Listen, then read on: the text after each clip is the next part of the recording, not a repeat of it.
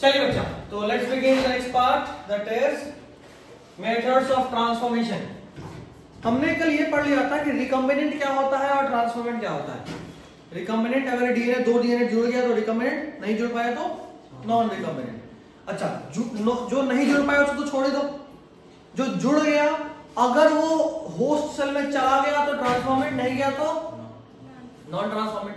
तो host cell में जाएगा कैसे? अपने आप ढल के थोड़ी चला जाएगा, कुछ तो करना पड़ेगा ना, उसका तरीका। एक है माइक्रो इंजेक्शन।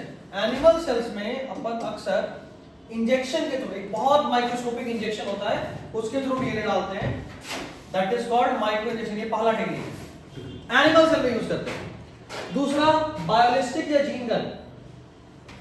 प्लांट सेल में सेल वॉल होता है जो थोड़ा हार्ड है, एनिमल सेल में सेल वॉल होता है क्या? नहीं। तो यहां तो आप इंजेक्शन नहीं चला गया, प्लांट मान लो इंजेक्शन यहां देना है हाथ पे तो हो जाएगा। आपको इंजेक्शन लोहा में लेना चाहे तो होगा। तो इसीलिए जो प्लांट सेल चूंकि हार्ड है, यहां पे इंजेक्शन काम नहीं करेगा। इसमें क्या करते हैं, ये डीएनए था, मान लो प्लाज्मिड है, इसके चारों तरफ गोल्ड या टंगस्टन से इसको कोट कर देते हैं। कैसे? ऐसा मान लो गोल्ड है, ठीक है, गोल्ड या टंगस्टन जो थोड़ा हार्ड मेटल है, इसे कोट कर दिए और उसके बाद गोली में डालकर ढिंच गया। क्योंकि मेटल हो गया, डीएनए अगर सीधा डालते तो सेलुलोज को क्रॉस करने में टूट जाता, खराब हो जाता, लेकिन हम उसको चारों तरफ मेटल से कवर कर दिए तो वो एकदम गोली की तरह अंदर घुसता है। Plant cells are bombarded with high velocity micro particles of gold and tungsten, जिसमें क्या होता है, डन है। तीसरा हीट शॉक। ये हीट शॉक का मतलब होता है गर्म ठंडा कर देना, सिंपल। इसमें क्या करते हैं कि जो भी मेरे पास सेल था, हम लोग जब यूज किए थे हम इसी मेथड को यूज किए थे। हीट शॉक से क्या होता है कि जिस होस्ट में आपको डीएनए डालना है ना, उसको पहले 70-72 डिग्री तक गर्म करते हैं, 1 मिनट 2 मिनट 1.5 मिनट ऐसे। अब जैसे ही गर्म हो गया ना, तुरंत से बर्फ रख देते हैं, कहां 72 कहां 0, तो गर्म ठंडा हो जाता है। उससे क्या होता है ना, उसका सेल का जो मेम्ब्रेन है वो पोरस हो जाता है, पोरस यानी छेद थोड़ा बड़ा हो जाएगा, तो उससे डीएनए ऑटोमेटिकली अंदर चला जाता है। ये है हीट शॉक मेथड। और एक है डिजार्म्ड पैथोजन। कुछ पैथोजन ऐसा होता है जिसमें ये एबिलिटी है कि वो किसी भी बीमारी को एक जगह से दूसरी जगह पे ट्रांसफर करा सकता है, ठीक है। जैसे एक वायरस है जिसका नाम है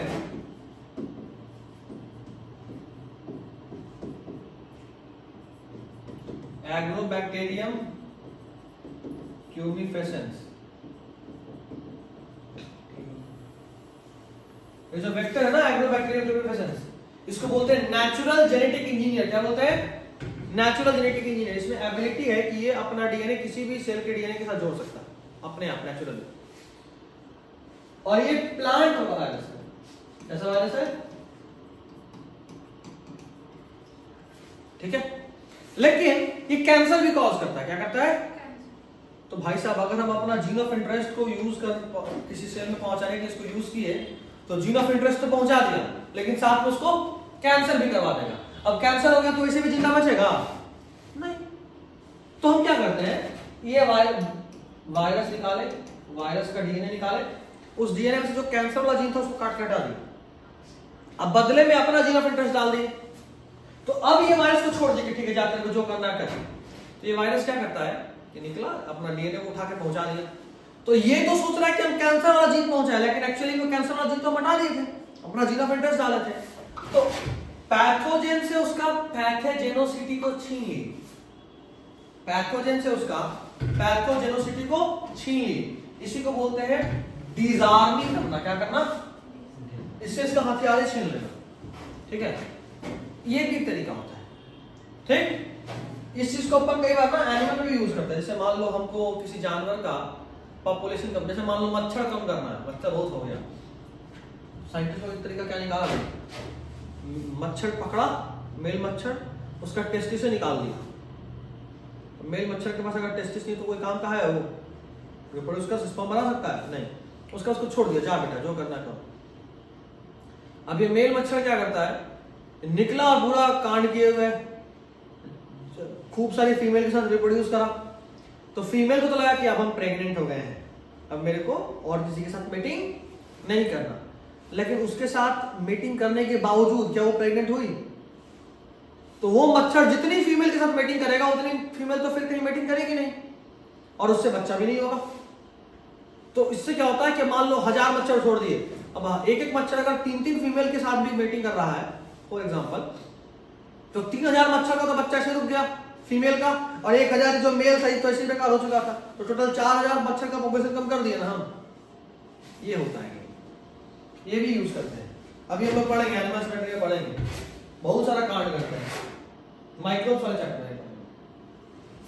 अब देखो कॉम्पिटेंट सेल्स, बात ये है कि जैसे हम बोले ना कि होस्ट सेल के अंदर डीएनए पहुंचाना इतना आसान बात नहीं है। कारण जो डीएनए होता है वो हाइड्रोफिलिक है, हाइड्रोफिलिक यानी वाटर लविंग, और सेल मेम्ब्रेन लिपिड का बना होता है, तेल का। अब तुम बताओ कभी पानी तेल को क्रॉस कर सकता है? या तेल पानी को ऊपर में आ जाएगा ना, लेकिन क्रॉस नहीं कर पाएगा। तो डीएनए समझ लो पानी लविंग है, और सेल मेम्ब्रेन जो है वो हाइड्रोफोबिक है, कभी भी इंटर कर पाएगा?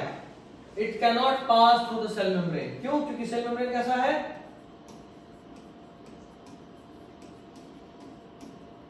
सेल मेम्ब्रेन कैसा है? हाइड्रोफोबिक। वो डीएनए है हाइड्रोफिलिक, और सेल मेम्ब्रेन कैसा है? हाइड्रोफोबिक। ये दिक्कत है। इसके लिए अपन क्या करते हैं कि अब हमको चूंकि डीएनए पहुंचाना जबरदस्ती फोर्स करना है, तो हम क्या करते हैं कि होस्ट सेल को पहले कॉम्पिटेंट बनाते हैं। कॉम्पिटेंट यानी डीएनए लेने लायक, कॉम्पिटेंट यानी डीएनए लेने लायक। वो कैसे? तो हम उसको क्या करते हैं ना, देखो उसको आइस कोल्ड कैल्शियम क्लोराइड से ट्रीट करते हैं, ये भी एक तरीका है।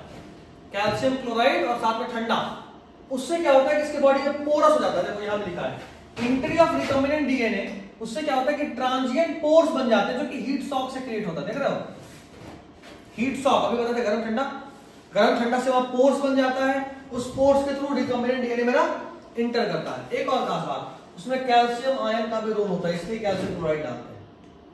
ठीक, अब जो कैल्शियम, अब बोलोगे सर ठीक है हीट शॉक से तो पोर बना था, ये तो समझ गए थे। तो कैल्शियम क्या कर रहा है? कैल्शियम क्या करता है कि वो इफिशिएंसी को बढ़ा देता है, चांसेस बढ़ जाएगा कि डीएनए पहुंच जाए सही जगह पे। ठीक है, तो दो काम किए हैं। मान लो हमको किसी सेल में डीएनए डालना था, तो हमने उस सेल को पहले हीट शॉक दिया, मतलब गरम ठंडा किया, पहले गरम किया फिर थोड़ा ठंडा कर दिया। इससे उसके मेम्ब्रेन में छेद बन गया, जिससे कि डीएनए क्रॉस कर सके। अब तो ये भी पूछ सकता था ना कि सर छेद का क्या जरूरत, क्या डीएनए सीधा क्रॉस नहीं कर सकता? तो नहीं कर सकता। क्यों नहीं कर सकता? क्योंकि डीएनए वाटर लविंग है और सेल मेम्ब्रेन वाटर हेटिंग है, हाइड्रोफोबिक है, क्रॉस नहीं कर सकता। इसीलिए हमें हीट शॉक देना पड़ा ताकि छेद बन जाए। अब उस छेद से क्रॉस कर गया, बोले ठीक है चलो मान लिया कि छेद से क्रॉस कर गया, तो फिर कैल्शियम का डाले। तो भाई कैल्शियम क्लोराइड इसलिए डाले क्योंकि कैल्शियम आयन चांसेस बढ़ा देता है कि सही सही पहुंच जाए। समझ रहे बात? कोई दिक्कत यहां तक में? नेक्स्ट पार्ट है प्रोसेस कैसे होता है पूरा। हम आपको बहुत बार बता चुके हैं कि आपको डीएनए पहले कहीं से निकालना पड़ेगा, फिर उस डीएनए को हम रिकॉम्बिनेंट बनाते हैं, यानी उसमें कोई जो डीएनए जोड़ते हैं और फिर उसको होस्ट में डालते हैं। पूरा कहानी पर बात कर रहे हैं। फिर ये कोई सेल है,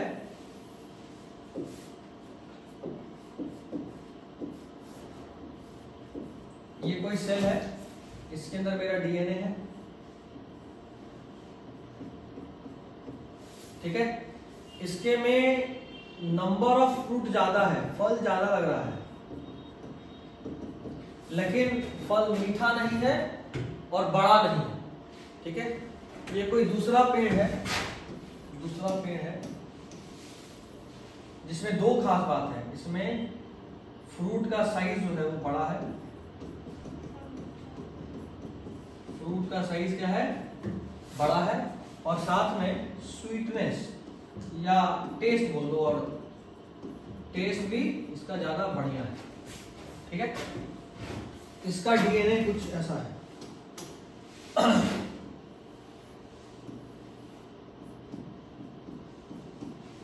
मान लो यहां पे है स्वीटनेस का जीन, टेस्ट का, और यहां पे जीन है फ्रूट साइज का। ठीक, हमको वो डीएनए का वो सब जीन को निकाल के इसमें जोड़ना है। कैसे करेंगे? स्टेप बाय स्टेप देखेंगे। सबसे पहले यहां पे इसको कट करना पड़ेगा, है ना। कट करने के लिए कौन सा एंजाइम लगेगा, कौन सा एंजाइम, रेस्ट्रिक्शन इंडोन्यूक्लियेज। हम लोग पढ़े थे रेस्ट्रिक्शन एंजाइम का दो टाइप, इंडो और एक्सो। एक्सो अंत में कट कर रहा था, इंडो बीच में कट कर रहा था। ये रेस्ट्रिक्शन इंडोन्यूक्लियेज कट कर दो, ठीक है। अब सुनो, रेस्ट्रिक्शन इंडोन्यूक्लियेज के कट करने के बाद ये दोनों मेरा निकल गया, लेकिन बहुत रिस्क है कि अगर हम उस डीएनए को यहाँ डालें हो सकता है पीछे में खराब हो जाए। तो सबसे पहले हम इसका नंबर बढ़ाते हैं। क्या करते हैं, इसका नंबर इज इंक्रीज्ड। इसको बायोलॉजिकली हम टर्म यूज करते हैं कि क्या करते हैं, इसको एम्पलीफाई करते हैं। उसके लिए हम एक टेक्निक यूज करते हैं जिसका नाम है, क्या नाम है, PCR. PCR is polymerase chain reaction. क्या नाम है इसका, पॉलीमरेज चेन रिएक्शन। ये 3 स्टेप में होता है। कितने स्टेप में होता है, 3 स्टेप। कौन कौन यहां देखिए, फिर वहां आएंगे।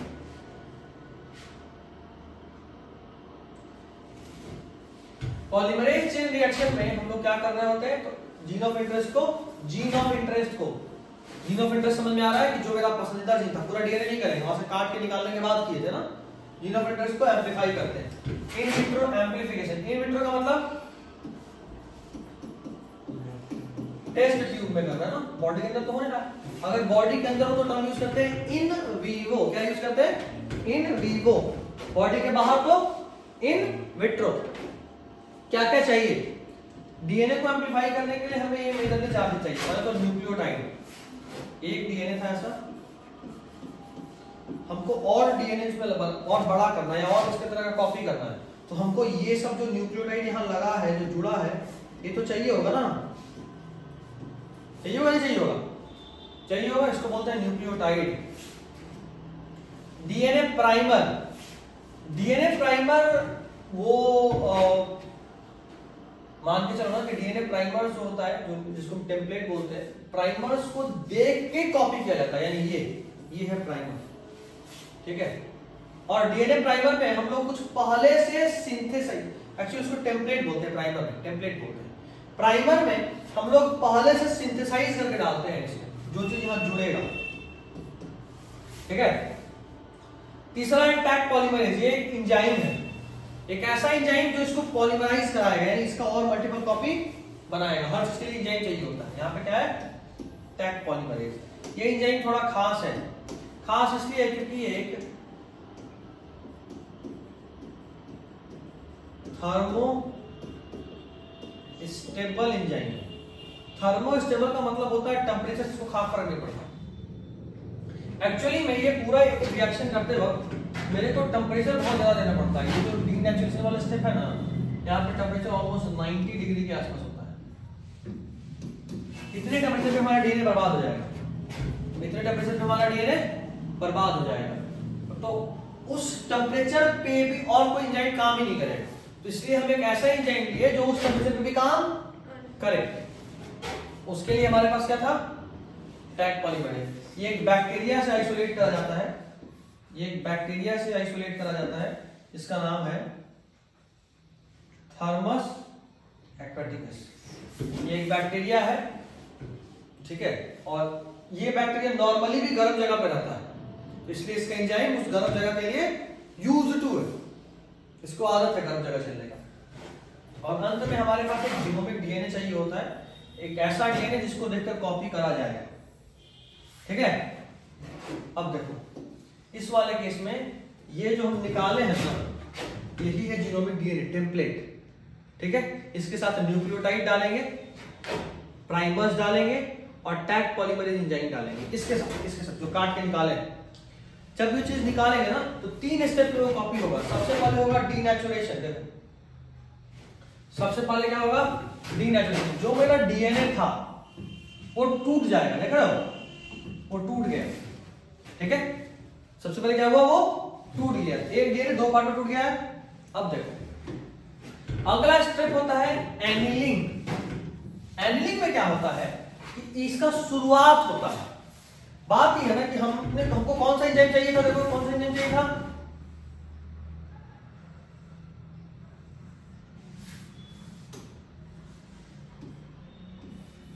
कौन सा एंजाइम चाहिए, टैग पॉलीमरेज, अभी तो पढ़े टैग पॉलीमरेज। टैग नाम क्यों पड़ा है, T फॉर थर्मस और AQ फॉर एक्वेटिकस, इसलिए टैग पॉलीमरेज बोलते हैं इसको, ठीक है। तो टैग पॉलीमरेज एंजाइम क्या है, इसको कॉपी तो करा देता है लेकिन इसका स्टार्टिंग नहीं करा पाता। टैग पॉलीमरेज उसका स्टार्टिंग नहीं करा पाता। तो देखो यहां पे जो न्यूक्लियोटाइड था, न्यूक्लियोटाइड के साथ हमने प्राइमर भी डाला था, एक ऐसा प्राइमर जो उसको शुरुआत करा सके, बस शुरुआत करा, देख रहे हो, केवल शुरुआत करा देता, दो तीन प्राइमर ऐसे एक बार शुरुआत करा दिया। उसके बाद उसमें जो न्यूक्लियोटाइड था ना, ये चीज तुमको मॉलिक्यूलर में और समझ में आएगा कि क्या न्यूक्लियोटाइड क्या प्राइमर, ये और वहां क्लियर होगा, वहां डिटेल में जानूंगा, अभी बस बेस बता रहा है। अभी होता है मान लो कैसे क्या वो मॉलिक्यूलर में सब समझ में आ जाएगा क्लियरली, एक ही चीज दो बार पढ़ाना टाइम वेस्ट है, इसलिए यहां बस बता रहे हैं। तो टैग पॉलीमरेज जो था वो इसको स्टार्ट नहीं कर सकता था, स्टार्ट करने का काम कौन करा, प्राइमर। और उसके बाद तीसरा स्टेप प्राइमर एक्सटेंशन बोलते हैं इसको, क्या बोलते हैं, प्राइमर एक्सटेंशन। उसमें ये जो शुरू हुआ था इसमें खूब सारा ओलिगोन्यूक्लियोटाइड जुड़ेगा, इधर भी जुड़ेगा, और ओलिगोन्यूक्लियोटाइड के जुड़ने से ये पूरा जो स्टार्ट था वो पूरा अंत तक जाएगा, स्टार्ट पूरा अंत तक गया, देख रहे हो, उल्टा ऐसे, इसमें ऐसे गया और इसमें ऐसे गया। तुम देखो जो भी एक्सटेंशन हो रहा है वो 5 से 3 की तरफ हो रहा है। देखो एक का नाम 5 है, एक का नाम 3 है, देख लो, ये 5 ये 3, यहां 5 तो यहां 3, ये उल्टा होता है, तो 3 हमेशा 5 जुड़ेगा, 3 हमेशा 5 से जुड़ेगा। इधर देखो एक्सटेंशन किधर हो रहा है, 5 से 3 की तरफ, जो नया बन रहा है उसको देखो, 5 से 3 की तरफ, देख रहे हो, इधर से इधर, और इस वाले में देखो नया इधर 5 से 3 की तरफ। तो हमेशा ये उल्टा दिखाया है, हमेशा ये 5 से 3 की तरफ होता है, उल्टा दिखा हुआ 5 डैश, अच्छा उल्टा, हाँ बनाया है उल्टा है, 5 से 3 की तरफ ऐसे होता है, ठीक है, डिवीजन हमेशा उल्टा होता है। इसमें ये दोनों उल्टा है, देखो इसमें यहाँ 5 था तो हम इसलिए इधर दिखाए थे, यहाँ पे यहाँ 3 है, उल्टा कर दिया, ये हमेशा 5 से 3 की तरफ होता है, ये याद रखना है, मॉलिक्यूलर में फिर पढ़ेंगे डिटेल में तो समझ में आएगा। ये हमेशा किधर से किधर होता है, 5 से 3 की तरफ। वही इसमें 3 स्टेप, डीनेचुरेशन टूटा, एनालिंग में स्टार्ट हुआ और एक्सटेंशन में पूरा कंप्लीट हो गया। सिर्फ 30 साइकिल में ऑलमोस्ट 1 घंटा लगता है, असल में हम बता रहे हैं मशीन में, डीएनए के साइज पे डिपेंड करता है, हमको ऑलमोस्ट 1 घंटा से 40 मिनट से 50 मिनट लगता था। 40 से 50 मिनट में 30 साइकिल 35 साइकिल हो जाता है। उसमें देखो कितना कॉपी बन गया, 1 बिलियन कॉपी, 1 बिलियन, कितना कॉपी बना दिया, समझ रहे हो। अब क्या हुआ, हमने सबसे पहले काटा, काटने के बाद इसका 1 बिलियन कॉपी बना दिया, ताकि अगर अब इसमें डाल में जोड़ने खराब हो तो कोई दिक्कत नहीं, मेरे पास है। नहीं तो उसको काट के निकालने में भी समय लगता है, ऐसा नहीं एक ही बार में कट के निकल जाता है, बहुत समय लगता है, ठीक है। अच्छा आपको ये भी ऐसे पूछे सर काट के निकाले तो वही वाला काटा के नहीं कटा के ये कैसे पता, क्योंकि मान लो ये डीएनए है, ऐसे इसको सीधा कर रहा है, ऐसा इस डीएनए में एक पार्ट यहां काट के निकाले, ये मेरे काम का है, और एक पार्ट यहां काट के निकाले, ये मेरे काम का है। लेकिन जब इसको काट दिए तो इसका टोटल कितना टुकड़ा बना, एक टुकड़ा ये बना, दूसरा ये बना, तीसरा ये बना, चौथा ये बना, पांचवा ये बना, टुकड़ा कितना बन गया, इसमें से काम का कितना है, 2। तो वो कैसे पता कौन टुकड़ा लेना, तो वो दिखाई थोड़ा ही दे रहा है। यहां पे काम आता है, इसको बोलते हैं जेल इलेक्ट्रोफोरेसिस। डीएनए के कट पोर्शन को सेपरेट करता है, डीएनए कट गया, काटे किससे, कौन सा एंजाइम, रिस्ट्रिक्शन एंजाइम। अब इसको सेपरेट करेंगे, सेपरेट करने के लिए जो चीज यूज होगा उसको बोलेंगे जेल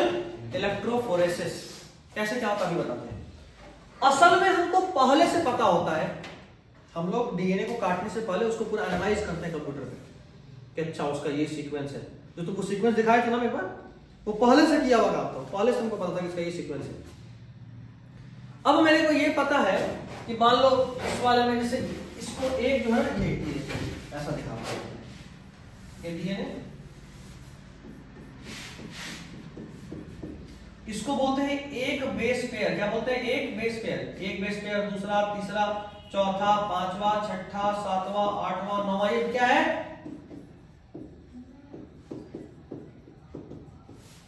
क्या ये? Base pair. क्या ये? Base pair. अब कहने का मतलब सिर्फ इतना है कि यहाँ पे बहुत सारे बेस पेयर्स हैं। अब मान लो हम काउंट किए तो हमको मिला कि इसमें ना 2500 बेस पेयर है। इस वाले में मान लो 1500 बेस पेयर है। इस वाले में 3500 बेस पेयर है। इस वाले में 3000 बेस पेयर है। इस वाले में मान लो 6000 बेस पेयर है। ऐसा ये आपको पहले से पता होता है। कैसे? हम इसको पहले काउंट कर लिए कंप्यूटर में, ठीक है। अब क्या करते हैं कि एक ऐसा मशीन आता है, उसमें एक ऐसा जेल होता है, जेल। ये जेल बनाते हैं एगरोज का। असल में एगरोज एक पाउडर होता है, ठीक है। इसको एक बफर आता है जो हम लोग बनाते हैं, इसको बोलते हैं TAE बफर। क्या बोलते हैं? TAE buffer. उस TAE बफर में इस एगरोज को डालते हैं और बॉयल कर देते हैं, ठीक है। और जब वो जमता है ना तो जेल बना देता है, ठीक है। एगरोज पाउडर लिए, उसको TAE बफर में डाले, बॉयल कर दिए। ओवन में बॉयल करते हैं, 1 मिनट में बॉयल हो जाता है। जब वो बॉयल हो गया उसके बाद सिंपल सा काम छोड़ देना है। वो जब जमेगा तो ऑटोमेटिकली क्या बना देगा? जेल। जब वो पानी था, पानी स्टेज में, तभी हम क्या करते हैं, इसमें कंघी डालते हैं। कंघी ऐसा फॉर्म हो इस तरह का। अब मान लो ये पानी था, इसमें से कंघी डाल दी, तो ये जब जम गया तो फिर कंघी निकाल दी, तो वही लगता है कि जहां जहां कंघी घुसा होगा वहां गड्ढा बन जाएगा।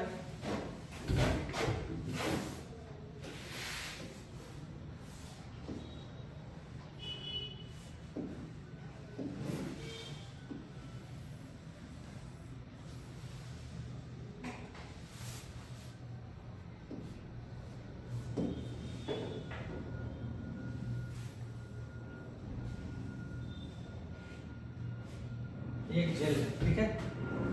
जब ये जमने वाला था उसे इसमें कंघी डाल दिया तो इस तरह का कुछ बन गया।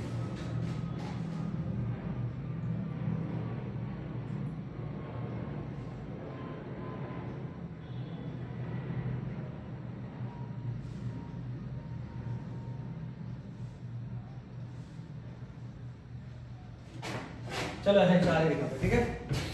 यहाँ पे क्या है? गड्ढा बन गया है। अब हम क्या करते हैं कि इस डीएनए को मान लो इस तरफ पॉजिटिव चार्ज दे दिए और इस तरफ क्या दे दिए? Negative charge. ये कैसे देते हैं? इस पूरे जेल में एक मशीन के अंदर डालते हैं जिसको बोलते हैं इलेक्ट्रोफोरेसिस मशीन, ठीक है। उसमें डाल दिया, उसके अंदर ना पानी भर देते हैं। कौन सा पानी? वही जो बफर इसमें डालते हैं, TAE बफर, वही बफर डाल देते हैं। बफर क्यों यूज करते हैं? ताकि पीएच मेंटेन रहे। बफर पीएच चेंज होने नहीं देता है। अच्छा, एक आपके पास मान लो कोई बर्तन था कठौती टाइप का, उसके अंदर तुम जेल डाल दिए, जेल के अंदर पानी भर दिए, TAE बफर। अब पानी भर दिया और इस तरफ पॉजिटिव और इस तरफ नेगेटिव होगा, तो मुझे लगता है कि पानी की वजह से इसमें से फ्लो करेगा करंट। अगर नॉर्मली हवा में इधर पॉजिटिव करंट फ्लो करेगा, पानी भर देंगे तो करेगा। इससे क्या होता है कि यहां से यहां करंट फ्लो करना शुरू करता है ऐसे पानी में से। और खास बात क्या है? डीएनए निगेटिवली चार्ज मॉलिक्यूल है। कैसा मॉलिक्यूल है? Negatively charge. असल में ये उल्टा हो गया है, यहां पे नेगेटिव होगा, यहां नेगेटिव, यहां एनोड, यहां कैथोड, ठीक है। डीएनए कैसा मॉलिक्यूल है? Negatively charge. हम क्या करते हैं कि जो डीएनए काटे थे ना 4-5 पीस हो गया था, हम क्या किए कि सबको यहां भर दिए, निकाले, थोड़ा थोड़ा सा इसमें भर दिए, एक को छोड़ देते हैं। इसमें एक स्पेशल चीज डालते हैं जिसको बोलते हैं लैडर। क्या डालते हैं इसमें? लैडर। लैडर क्या है? लैडर एक ऐसा सॉल्यूशन है जो हम लोग कंपनी से खरीदते हैं, उसमें हर साइज का डीएनए होता है। लैडर में हर साइज का डीएनए होता है और वो बता देता है पहले ही कंपनी कि देखिए डीएनए इतने साइज का है, इसमें हर साइज का है। सबसे नीचे वाला जो डीएनए होगा ना वो 100 का होगा, 100 बेस पेयर का। उससे जो ठीक ऊपर वाला होगा वो 200 बेस पेयर, उससे ठीक ऊपर 500, उससे ठीक ऊपर 700, 800, 1000, 1500, 2000, 2500, 3000, 4000, 5000, 10,000 ऐसे। उसमें हर साइज का डीएनए है और वो बता दिया है इस साइज का मतलब सब यहाँ पे डीएनए आ रहा मतलब वो पहले से पता देता है कितना 100 बेस पेयर, यहाँ मतलब 200 बेस पेयर है, यहाँ मतलब 400 बेस पेयर है, यहाँ मतलब ऐसे करके पूरा साइज बता दिया। ठीक, तो जब तुम निगेटिव और पॉजिटिव चार्ज के लिए करंट ऑन करते हो तो वो क्या लगता है? डीएनए निगेटिवली चार्ज मॉलिक्यूल है, ये निगेटिव उसको रिपेल नहीं करेगा, ये करेगा रिपेल। यहाँ वाला negative charge negative charge DNA को रिपेल करेगा। उससे क्या होगा कि डीएनए ढकला ढकला कर आगे आएगा होगा। अब तुम एक बात बताओ, हम तुम में से सब पे बराबर बराबर फोर्स लगा है, सब पे मान लो 5 न्यूटन का फोर्स लगा है, सबसे ज्यादा दूर कौन ढकलाएगा तुम तीनों में से? क्यों क्यों क्यों का जवाब दो, क्यों पूछना है मेरे को? क्यों? सबसे छोटा साइज, सबसे हल्का, वही बात है। हाँ, जो डीएनए जितना छोटा होगा वो उतना आगे ढकलाएगा और जो डीएनए जितना बड़ा और जितना भारी होगा वो उतना पीछे रह जाएगा। यही होगा ना, जो जितना छोटा वो उतना आगे, जो जितना बड़ा वो उतना पीछे। और यहां पे एक इस तरह का बैंड आएगा इसमें, क्योंकि लैडर डाले हैं। ठीक, अब मान लो हमको बताया गया है कि ऊपर से जो चौथा है वो 2500 बेस पेयर के लिए कितना, तो हम देखेंगे अरे भाई ये 2500 बेस पेयर वाला है और ये उतने पे आ रहा है, मतलब पक्का इसका भी साइज वही होगा। तो हम पहचान लिए ना, देखो तो जरा, हम पहले ही चूज कर लिए थे कि मेरा डीएनए कितने का है और 3000 का। तो जो भी इसमें से 3000 के कॉरेस्पॉन्डिंग में आएगा वो मेरा मान लो ये है 3000 और ये उसके सामने आ रहा है, तो हमने बोलेंगे अच्छा एक तो मेरा ही है, ये है मेरा जीन ऑफ इंटरेस्ट। पहचान लिया ना, बस यही सब। इस तरह से हम लोग जीन ऑफ इंटरेस्ट को पहचान के निकालते हैं। अब देखो ये पूरा एक जेल पे है ना, तो जो मेरा डीएनए होगा ना प्रेफर्ड, उसको एक कैंची लेंगे, चाकू ऐसे ब्लेड से काट देते हैं, ऐसे ऐसे कट करे, ऐसे कट करे और ठक्का मार के निकाल लिए, जेल निकाल लिया। अब देखो वापस आते हैं टॉपिक पे, वापस आते हैं टॉपिक पे, सब कुछ क्लियर होगा। ध्यान से देखना, जेल इलेक्ट्रो प्रोसेस से हम लोग सेपरेट करते हैं। This is a process for separation, मिला, separation of negatively charge DNA under electric field. ठीक है, और कौन सा यूज करते हैं सबसे ज्यादा? तो एग्रोज यूज करते हैं। अच्छा, उस करंट के इन्फ्लुएंस में ये पूरा अलग अलग हो गया ना, इस इफेक्ट को बोलते हैं, क्या बोलते हैं? Sieving effect. अच्छा, कोई पूछे एग्रोज कहां से निकालते हैं भाई, तो एग्रोज एक सीवीड से ऑब्टेन करते हैं। सीवीड, वीड यानी घास फूस, समुद्र में उगने वाला घास फूस में से मिलता है एग्रोज, वहां से लिए और उससे जब उसके डीएनए को रन करे तो सबसे छोटा वाला सबसे आगे, सबसे बड़ा वाला सबसे पीछे। इस गड्ढे को वेल्स बोलते हो ना, कौन से बनता है उसको क्या बोलते हैं? वेल। करंट के इन्फ्लुएंस में सब अलग अलग हो गया, उसको क्या बोले? Sieving effect. यहां पे दो चीज आपको बता रहे हैं, दो टर्म होता है। एक होता है डीएनए को ऐसे निकालना है, क्या टर्म यूज किया डीएनए को निकालने के लिए? स्पूलिंग, तो उसमें से निकालते हैं। एक मिनट दिमाग से मुझे दिखा देना चाहिए।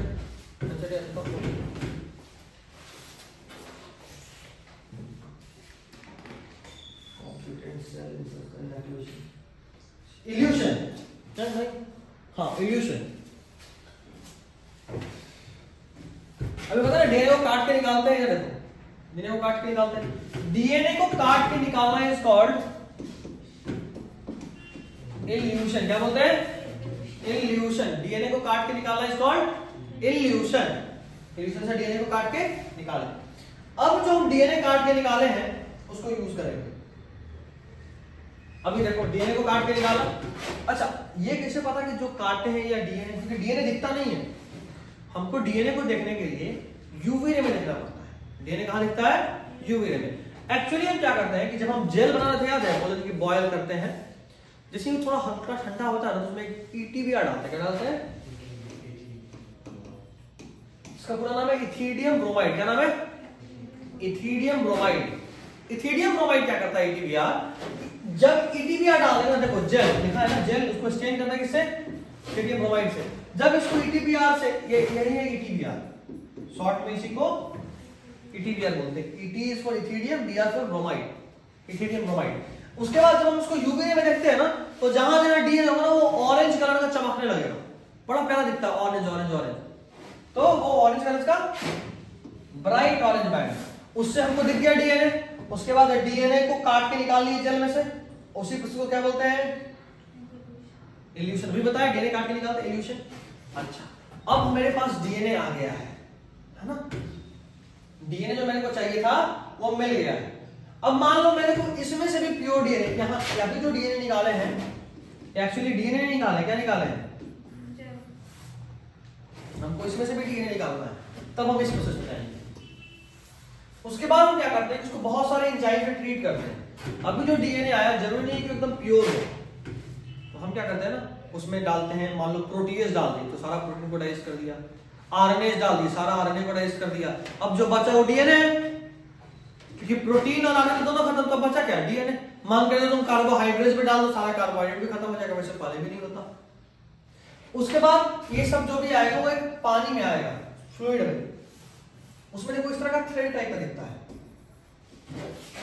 इसको कभी दिखा देंगे, मेरे पास भी करा हुआ है, मेरे पास भी इमेज होगा एग्जैक्टली सर, उजला उजला प्यारा प्यारा धागा धागा टाइप का दिखता है, ठीक है, पानी के अंदर उजला उजला धागा की तरह। उसके बाद हम उसको सेंट्रीफ्यूज करते हैं।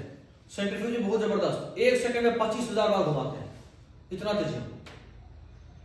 1 सेकंड नहीं 1 मिनट 25,000 बार, सोच लो कितने तेजी में घुमाते होंगे। इस तरह से सेंट्रीफ्यूज करते हैं, उससे क्या होता है कि जो भारी डीएनए वो नीचे आ जाता है, देख रहे हो, और उसी वक्त उसमें चिल्ड इथेनॉल डालते हैं। क्या डालते हैं? चिल्ड यानी एकदम ठंडा ठंडा, जो डीएनए को प्रेसिपिटेट करा देता है। उसके बाद उसमें से जब डीएनए निकालते हैं उसको क्या बोलते हैं? स्पूलिंग। डीएनए 2 बार निकाले हैं, एक बार जेल के साथ तो क्या बोले? इल्यूशन, और एक बार प्योर डीएनए तो क्या बोले? स्पूलिंग, ठीक है, बस यही। अच्छा डीएनए को अगर मान लो मेरे को इसी सेल तक पहुंचना था, इसी सेल तक पहुंचना था, इस डीएनए तक पहुंचने के लिए क्या करें? एक सेल निकाले होंगे प्लांट का, उस सेल को पहले सेल्यूलेज से ट्रीट करें, सारा सेल्यूलोज गया, अब जो बचा उसमें कार्बोहाइड्रेट्स डाले, सारा कार्बोहाइड्रेट गया, फिर प्रोटीन डाले, सारा प्रोटीन गया, फिर आरएनए डाले, सारा आरएनए गया, और अब जो बचा वो डीएनए था। ऐसे ही किया था। अभी तक हमने डीएनए को एम्पलीफाई करा है, एम्पलीफाई करने से पहले हम डीएनए को कट करे थे किससे? उसके बाद उसको जेल इलेक्ट्रोफोरेसिस के थ्रू अलग किए, जब मेरे पास मिल गया तो उसको एम्पलीफाई किए किससे? पीसीआर से। अब हमको एक वेक्टर चाहिए, ये रहा मेरे पास एक वेक्टर है, क्या ये? क्योंकि इस डीएनए को हम सीधा इसमें नहीं डाल सकते, तो हम क्या करें? एक वेक्टर ले। अच्छा कितना पीस डीएनए का है जो को डालना है? कितना पीस? 2। मेरा जीनोम एड्रेस कितना है? 2। तो हम इस वेक्टर के 2 कट लगाएंगे।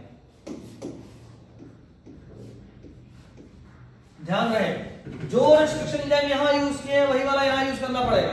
2 कट लगा तो ये वाला पोर्शन खत्म,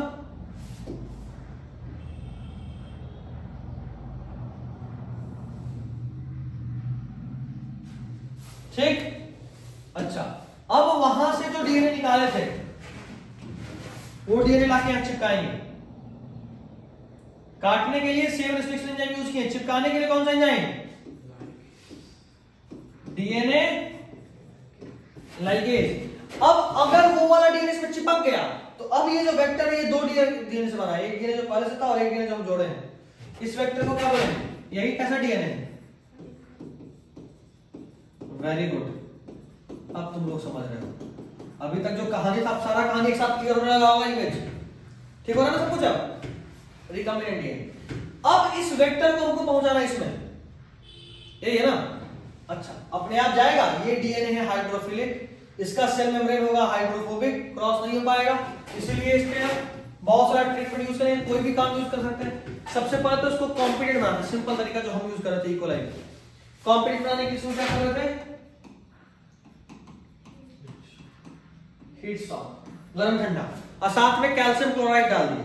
गरम ठंडा करने से इसमें छेद छेद छेद छेद छेद बन गया, ठीक है।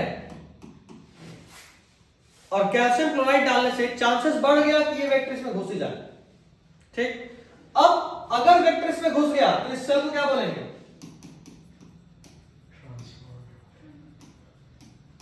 नहीं घुसता तो नॉन ट्रांसफॉर्मेड, ठीक है।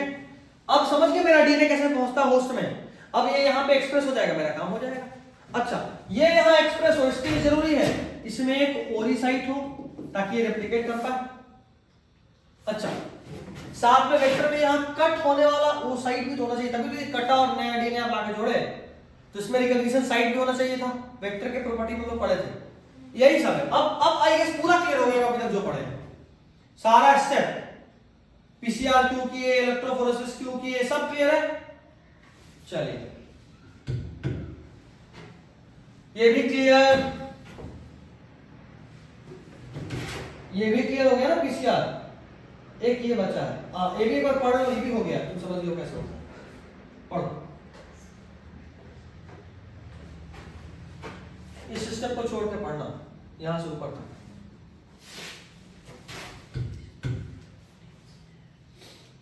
क्लियर?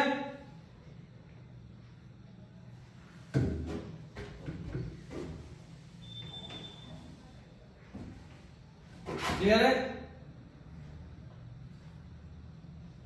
किसी पॉइंट में दिक्कत तो भी पूछ लीजिए, दिक्कत है किसी में, आगे बढ़ो। अब सुनो, ये 2 पॉइंट रोके क्यों?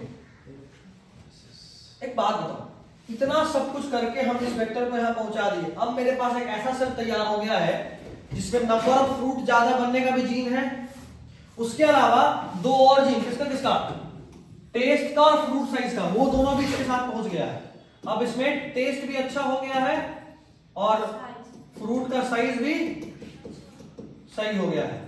भाई ये प्लांट तो मेरे लिए एकदम जादू जैसा है, अगर 10 पैसा पेड़ जाए तो मजा आ जाए, राजा ही बन जाए हम तो हर साल गर्मी के गर्मी, है ना, क्योंकि फल एक तो खूब लगेगा, नंबर ऑफ फ्रूट ज्यादा, साथ साथ इसमें फ्रूट का साइज भी बड़ा, एक तो ज्यादा ऊपर से बड़ा और ऊपर से टेस्ट भी, है ना, डन है।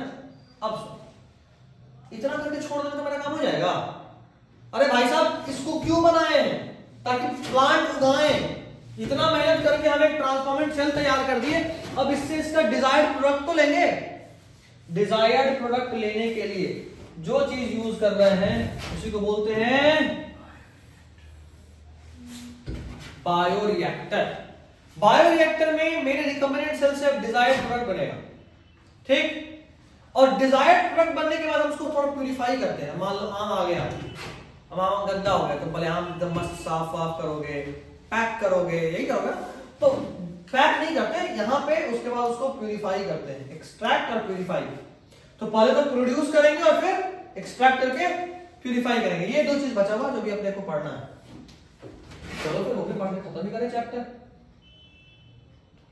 अच्छा ये भी पार्ट पढ़ लिया ना, डीएनए एक बार पहले पीसीआर कर दिए, पीसीआर करने के बाद उसको चिपकाए, चिपकाने के बाद रिकॉम्बिनेंट डीएनए को होस्ट सेल में डाले, 6ठा पॉइंट, और अंत में उसको कल्चर करें, मिला कल्चरिंग ऑफ रिकॉम्बिनेंट सेल। अभी तक जो एक सेल बनाए थे अब उसको कल्चर करना है, उसको ग्रो करना है। देखो हम उसको ग्रो 2 तरीके से कर सकते हैं, लेबोरेटरी में भी कर सकते हैं, लैब में। लेकिन भाई लैब में तो थोड़ा सा ही होगा ना, वहां जगह कोई बड़ा सा फैक्ट्री थोड़ा ही, थोड़ा सा होगा, लिमिटेड काम के लिए इतना मैंने थोड़ा ही किया। तो उनको अभी जो स्टेप हम करके दिखाएंगे, काटे, निकाले, चिपकाए, डाले, उसमें तो 10 साल लग जाता है कई बार। तुमको हल्का सा दिख रहा है, हम जो काम किए थे ना, मेरा काम क्या हुआ था, हमको ये पता चल गया था, जीन ढूंढ लिए थे, जीन ढूंढ के वो काट के खाली निकालना था, 6 महीना खाली हमको इसी में लगा था। काट के निकालने में इतना आसान नहीं होता है, ये जो तुमको दिखाई दे ना कि भाई वो आ जाएगा ये वाला, ये आपका डिजायर्ड बैंड आ जाएगा, मेरा यही नहीं जा रहा था। और जब तक मेरे को जो साइज चाहिए वो साइज अच्छे से कट के नहीं निकलेगा, मेरा काम होगा? क्योंकि जब तक हम जीन निकालेंगे नहीं आगे बढ़ेंगे इसे। तो एक हमको 7 का करना था जिसमें से हम सिर्फ 1 कर पाए थे, वो कर दिए थे। उसके बाद फिर उसको पीसीआर करके एम्पलीफाई कर दिए थे, और उसके बाद फिर वो कर लिए थे, इसमें चिपका लिए थे। अब चिपकाने के बाद यहां पहुंचना था, फिर यही फेल हो गया था। बहुत मुश्किल काम है। तो तुमको आसान दिखता है ना, वो असल में आसान नहीं है। 10 साल 5 साल हम बताए ना, डेली 4-5 जगह इनका तो हम बर्बाद करते थे क्योंकि रिजल्ट नहीं आता था। सब कुछ किया, ये डीएनए, मेरा काम क्या था, डीएनए को काट के निकाला और निकाल के ये लगाया। इतने में डेली का 1000 रुपया बर्बाद, बस इतने में, और उसमें भी रिजल्ट आएगा नहीं। जिस दिन आपको ये करना पड़ गया ना, ये वाला पोर्शन, इसी का इंजन होता था 50,000 का, एक बूंद 50,000, एक बूंद 50,000 का जो यहाँ चिपकाता है। इसीलिए जो तुमको हल्का लग रहा है असल में हल्का नहीं है, बहुत मेहनत का काम है। तो इसीलिए अब आपने इतना मेहनत करके निकाला और आप उसको लैब में बनाएंगे, पागल कुत्ता काटा है, करोड़ों रुपए इन्वेस्ट हो जाता है ढूंढने में। तो हम उसको बहुत बड़े स्केल पे करेंगे, लार्ज वॉल्यूम, जिसमें ऑलमोस्ट 100 से 1000 लीटर एक बार में बनाते हैं। इसमें सारा कंडीशंस ऑप्टिमम होता है, पीएच, टेम्परेचर, सारा न्यूट्रिएंट, हर चीज ऑप्टिमम, और प्रोडक्शन बहुत ही लार्ज स्केल पे होता है। कॉमनली हम लोग 2 तरह का बायोरिएक्टर यूज करते हैं। सबसे मेजर होता है स्टीयर्ड टाइप। ये डायग्राम जो दिख रहा है ना, ये स्टीयर्ड टाइप बायोरिएक्टर का ही दिख रहा है। इसमें खास बात क्या है कि जो तुम सॉल्यूशन डाले हो ना, देखो सुनो, जो सॉल्यूशन तुम डाले हो तुम उसको लगातार घुमाते रहो, चलाते रहो। जैसे मान लो सब्जी बना रहे हैं, सब्जी को चलाना 2 कारण से जरूरी है। सब्जी अगर नहीं चलाएंगे तो क्या होगा? पहले तो मम्मी का थप्पड़ पड़ेगा, पहला डर तो यही है।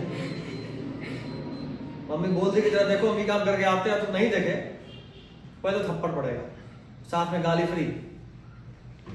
ये तो पहला डर है चलाने का। दूसरा डर, सब्जी जल जाएगा। जलता कैसे? नीचे चिपक जाएगा। और अगर अच्छे से नहीं चलाओगे तो एक चीज और होता है, कहीं नमक तेज हो जाएगा, कहीं नमक गायब रहेगा।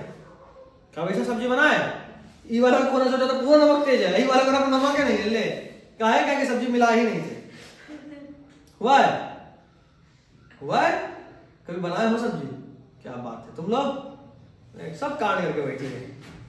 खाया कौन था कोई सब्जी? तुमको ही खिलाया गया होगा। देखो यहां भी यही होता है, हमने सेल के लिए जो भी कल्चर ग्रोथ के लिए जो भी न्यूट्रिएंट्स था डाल दिया, अब वो धीरे धीरे जम के नीचे बैठ गया, तो ऊपर में कोई न्यूट्रिएंट मिलेगा नहीं। चलाते रहेंगे तो ये न्यूट्रिएंट लगातार घूमता रहेगा, तो हर सेल को न्यूट्रिशन मिलेगा, प्रेसिपिटेट भी नहीं करेगा। समझ रहे चलाने का फायदा? इसीलिए हम लोग इसीलिए चलाना बहुत जरूरी है ना। इसीलिए हम लोग स्टीयर्ड टाइप बायोरिएक्टर यूज करते हैं। इसका बेस सिलिंड्रिकल या कर्व्ड होता है, दिख रहा है? कर्व्ड या सिलेंडर, गोल ऐसा। इसमें एक स्टीयर होता है जो चलाता है, देखो ये घूमेगा यहाँ पे, इसमें ये घूमेगा, देखा? एजिटेटर सिस्टम जो इसको लगा रहा है, एजिटेट कर रहा है, हिला रहा है, हिलता भी रहेगा ऐसे। उसके अलावा इसमें ऑक्सीजन डिलीवरी सिस्टम होता है, लगातार कहीं ना कहीं से आपको ऑक्सीजन पहुंचाना है, नहीं तो जो बैक्टीरिया मर जाएगा। असल में काम तो मेरा बैक्टीरिया ही कर रहा है ना, तो सेल को डाले ना, जो सेल हम ट्रांसफॉर्मेट तैयार किया असल में इसमें वही ग्रो कर रहा होता है, ठीक है। उसके अलावा इसमें पीएच कंट्रोल रखते हैं, फोम कंट्रोल रखते हैं, और सैंपलिंग पोर्ट लगातार कुछ ना कुछ निकाल भी रहे होते हैं ताकि देखें कि सब कुछ ठीक बन रहा है कि नहीं बन रहा, ठीक है। स्टीयर का फायदा क्या है? हर जगह इवन मिक्सिंग होता है, हर जगह बराबर नमक मिलेगा, न्यूट्रिएंट, और साथ में ऑक्सीजन अवेलेबिलिटी भी होगा पूरे बायोरिएक्टर में। बायोरिएक्टर इसी पूरे बड़े मशीन को बोलते हैं। ये पूरा एक बायोरिएक्टर, ये पूरा एक बायोरिएक्टर है, ठीक है। और सैंपलिंग पॉट से लगातार थोड़ा थोड़ा सा वॉल्यूम निकालते रहते हैं ताकि टेस्ट कर सके कि सब कुछ ठीक है या नहीं, ठीक है। अब ये जो स्टीयर टैंक होता है जिसमें गोल घूम रहा है, ये भी 2 तरह का, एक में सिंपल जो सिंपल घूम रहा है, और एक में स्पार्क। स्पार्क में क्या है ना कि बबल हम लोग बना रहे हैं, बुलबुला से ऑक्सीजन ज्यादा ट्रांसफर होता है, इसमें ऑक्सीजन कम ट्रांसफर होगा। जो ऑक्सीजन यहाँ पे मिला होगा, यहाँ पे मिक्स हुआ होगा, वही घूम घूम के ऊपर पहुंच रहा है। इसमें बुलबुले मार दिए। तुम सोचो ना, तुम मान लो कोई कोल्ड ड्रिंक पी रहे हो, हवा तो ऐसे भी ऊपर वाले सरफेस डिफ्यूजर के अंदर जा ही रहा होगा, लेकिन तुम पाइप लियो अंदर कर दिया बुलबुला, तो अब ज्यादा एयर चला गया ना अंदर, बस वही चीज। तो इसलिए स्पार्क ज्यादा एफिशिएंट होता है ऑक्सीजन ट्रांसफर। अब ये भी दो तरह का होता है, एक होता है क्लोज्ड और एक होता है ओपन। क्लोज्ड में क्या होता है कि एक बार जो भी न्यूट्रिएंट्स था ना सब डाल डूल के बंद करके पैक कर दिए, जो होना होगा 24 घंटा बाद खोलेंगे और जो प्रोडक्ट बना निकाल लेंगे, ठीक है। लेकिन उसमें क्या होता है कि अक्सर कई बार न्यूट्रिएंट्स से खत्म हो गए, दिक्कत हो जाएगा। उस केस से बचने के लिए अपन अभी जो यूज करते हैं वो है ओपन कल्चर या कंटिन्यूअस कल्चर। इसमें एक तरफ से लगातार नया न्यूट्रिएंट डाल रहे हैं, न्यूट्रिएंट खत्म नहीं हो, और एक तरफ से प्रोडक्ट निकाल भी रहे हैं, तो मशीन लगातार चलते रहेगा। इसमें मशीन में एक बार डाले बंद करके छोड़ दिए, असल में ये नहीं है, मैं एग्जांपल ले रहा हूं कि मशीन में डाले बंद करके छोड़ दिए, जो बनना बन के 24 घंटे बाद मिल जाएगा। इस वाले में वो नहीं था, इसमें क्या था, डाल भी रहे और तो लगातार चलता है। और चूंकि इसमें सेल हमेशा न्यूट्रिएंट मिल रहा होता है, इसमें सेल हमेशा एक्टिव होता है, एक्सपोनेंशियल फेज में होता है। कोई दिक्कत पक्का? चलिए अब लास्ट पार्ट पढ़ लेते हैं और चैप्टर को खत्म करते हैं। अभी तक हमने पढ़ के सबसे पहले रिकमेंडेड सेल बनाया था, उसके बाद हमने उस रिकमेंडेड सेल को ग्रो कराया बहुत बड़े स्केल पे ताकि प्रोडक्ट बने। प्रोडक्ट बन भी गया, लेकिन तुमको क्या लगता है ये जो प्रोडक्ट बना एकदम साफ सुथरा है, इसमें और भी तो चीज मिला हुआ है, तो अब उसको प्यूरिफाई करेंगे, उसको क्या बोलते हैं, इसमें सेपरेशन और प्यूरिफिकेशन होता है डिजायर्ड प्रोडक्ट का, ठीक। बाकी सारा जो प्रोडक्ट है उसको प्रिजर्वेटिव के साथ ऐड करते हैं, क्वालिटी कंट्रोल टेस्ट करते हैं कि जो बना हुआ एकदम सही है कि नहीं है, और फिर उसको आप बेचने के लिए तैयार करते हो। क्वालिटी कंट्रोल अलग अलग होता है, उसके बाद उसको फिनिश प्रोडक्ट में अलग अलग तरीके से कन्वर्ट करते हैं और फिर बेच देते हैं। पढ़ लो एक बार, ठीक है। This is all for this chapter, done.